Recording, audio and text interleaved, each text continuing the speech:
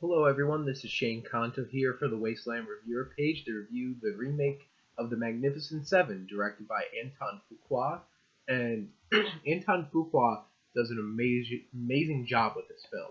You can tell that he wanted to take this genre, make it his own, but still make it a great film in its own right and a great western.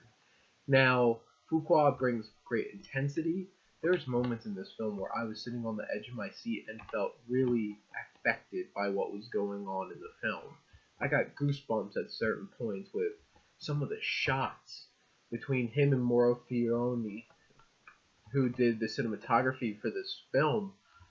It was breathtaking. Some of the shots, particular ones of them riding through the western landscape, or this big sequence when the villain's army is coming in on their horses, and it's just breathtaking and thunderous, and you can feel it really coming through the film. The pacing, it's a pretty basic plot. It has point, point, point, and just keeps going in a very linear fashion. Written by Nick Pizzolatto, and he does a great job of constructing a very simple story, and Fuqua does a great job of making it not feel boring at all. This is 2 hours and 15 minutes. It can very easily feel boring, but I felt like every scene mattered, it held for a perfect amount of time, and really came together. And that was big kudos to Fuqua, who does a really great job with this film. I love Training Day. That's a great film of his that I really enjoy, and I really feel like he brings it for this film. And the cast was on point for this. Now, talk about the characters a little bit. Some of them didn't get a whole lot of moments to shine in terms of character depth, but everyone got a point to be able to shine as just characters on the screen. And the two shootouts in this film are breathtaking and awesome, and I ate them up. And if you're a fan of action, this movie hands it to you, and it's amazing. And honestly, probably some of the best action I've seen all year in any film, which made me really, really happy. I'm a huge fan of westerns, and the shootouts in this were brilliantly executed and felt so emotional and tense, and it was great. And when it comes to the actors, obviously you have to talk about the ensemble here. Denzel Washington. He was pretty straight-laced of a character and didn't get a whole lot of moments to really chew on the scenery, to say, but he did a great job of keeping it subtle and being a commanding presence on screen. And when you find out his motivations, oh, you believe him, and he gets the shine. And his interactions with some of the other characters are fantastic as well. Chris Pratt is Chris Pratt, charming as hell, and is perfect. Makes me laugh all the time in this film. Every scene is just so charming, and his character Faraday is great. You don't get a whole lot of his background, but you can tell that he has a sense of honor and a little chaos in him that makes him really interesting. Ethan Hawke, first time on screen with Denzel Washington since Training Day. He has PTSD, his character, and he has a charm about him, and he's fantastic, and you can feel his pain when he's trying to deal with not being able to shoot or having all those nightmares of war coming back to him.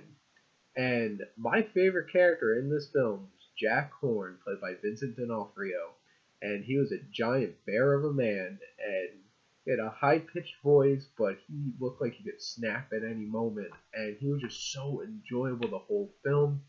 And one scene in particular, not gonna give anything away, but he made me feel so strongly and really got me into this film. Now, the three lesser-known members of the Magnificent Seven, Byung-Hun Lee, who was a knife specialist. He didn't have a whole lot of backstory, but he was cool, and he just had a sense about him that there's an underlying dangerousness to him, and he had that. And Miguel Garcia Rulfo, who plays Vasquez, the Mexican, as Chris Pratt refers to him in the trailer, he had some great charm. You didn't get a whole lot of his backstory, but there was moments where his charm got to turn it on. Didn't have a whole lot of lines, but he really brought it when he was able to. And Martin Sensmeyer, who plays Red Harvest, who's the Native American member of the team, barely has any lines at all. But when he speaks, it's actually pretty cool.